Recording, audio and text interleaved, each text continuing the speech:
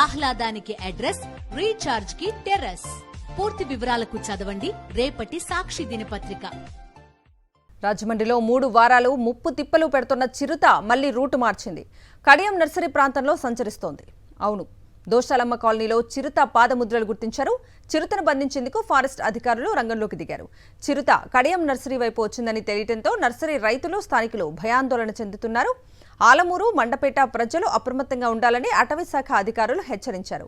దివాన్ చెరువులో 3 రోజులు ట్రాప్ కెమెరాలకు కనపడిన చిరుత ఇప్పుడు కడియం నర్సరీ ప్రాంతంలో సంచరించడం కలకలం రేపుతోంది. చిరుత సంచారానికి సంబంధించి పూర్తి అప్డేట్స్ ని మా ప్రతినిధి హరీష్ అడిగి తెలుసుకుందాం. హరీష్, రాజమండ్రి శివార్లో దివాన్ చెరువు, లాల చెరువు మధ్యలో దాదాపు 20 రోజులుగా అధికారులు, అటవీ శాఖ అధికారులను చిరుత ముప్పు తిప్పలు పెట్టింది. అయినా సరే బోను కానీ చిక్కలేదు. ఇన్ని రోజులుగా దాదాపు 100 ట్రాప్ కెమెరాలు, 7 కేజెస్ ఏర్పాటు చేసి 50 మంది అటవీ శాఖ అధికారులు ఈ చిరుతను బంధించడానికి ప్రయత్నిస్తున్నారు. అయితే గడిచిన 3-4 రోజులుగా ఈ చిరుత ట్రాప్ కెమెరాల్లో ఎక్కడ కనపడలేదు. దాంతో రిజర్వ్ ఫారెస్ట్ లోంచి డీప్ ఫారెస్ట్ లోకి వెళ్ళిపోయిందా లేదా వేరే రూట్ మార్చుకుందా అన్న ఆలోచనలో ఉన్నారు అధికారులు. ఈలోగా మరోవైపు ఇప్పుడున్న ప్రాంతానికి పూర్తి ఆపోజిట్ పరిస్థితుల్లో కడియం నర్సరీలు, దాదాపు తూర్పుగోదావరి జిల్లాలో కడియం ప్రాంతంలో 5,000 ఎకరాల నర్సరీలు విస్తరించి ఉన్నాయి. 1100 నర్సరీలు ఉంటాయి. ఈ ప్రాంతంలో ఒక్కసారిగా ఆ దోసాలమ్మ కాలనీలో ఈ కడియం వీరవరం మధ్యలో ఉన్న ప్రాంతంలో చిరుత పాదముద్రలు కనిపించాయి. దాంతో అధికారులంతా ఒక్కసారిగా ఉలిక్కిపడ్డారు. ఎందుకంటే ఇప్పుడు వరకు ఉన్న ప్రాంతం నేషనల్ హైవే ఆనుకుని ఉన్న రిజర్వ్ ఫారెస్ట్ ప్రాంతం.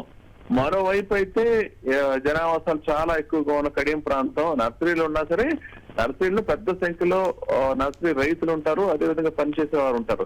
ఆ ప్రాంతంలో చిరుత సంచరించడంతో ఒక్కసారిగా వారంతా ఉలిక్కిపడి భయపడి అక్కడికి నర్సరీలకి రావడం మానేసే పరిస్థితి.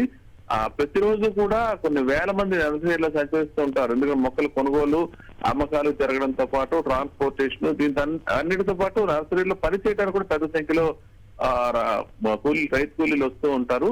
ఈ ప్రాంతంలో చిరుత సంచరించడంతో ఒక్కసారిగా ఆందోళన మొదలైంది. అటవీ శాఖ అధికారులు కూడా వచ్చి అవి చిరుత పాత మొదలై అనే విషయాన్ని స్పష్టంగా తేల్చి చెప్పారు. దీంతో కడియం వీరవరం ఈ ప్రాంతంతో పాటు సమీపంలో ఉన్న ఆలమూరు, మండపేట అదే రూట్ లో ఉంటాయి. ఈ ప్రాంతం అసలు కూడా జాగ్రత్తగా ఉండాలి, సాయంత్రం అయ్యేటప్పటికి అప్రమత్తంగా ఉండాలని చాటింపు వేయడం జరిగింది. దీంతో ఒక్కసారిగా పరిస్థితి అంతా మారిపోయింది. ప్రస్తుతం అయితే ఈ ప్రాంతాల్లో అందరినీ అప్రమత్తం చేయడంతో పాటు చిరుతను బంధించేందుకు అధికారులు కూడా తమ ప్రణాళిక మార్చుకుని ఈ ప్రాంతంలో ఎక్కడైతే కడియం పాదముద్ర కనిపించే ఆ ప్రాంతాల్లో చిరుతను బంధించేందుకు ఏర్పాటు చేస్తున్నారు. Kavitha. Right Harish, thank you.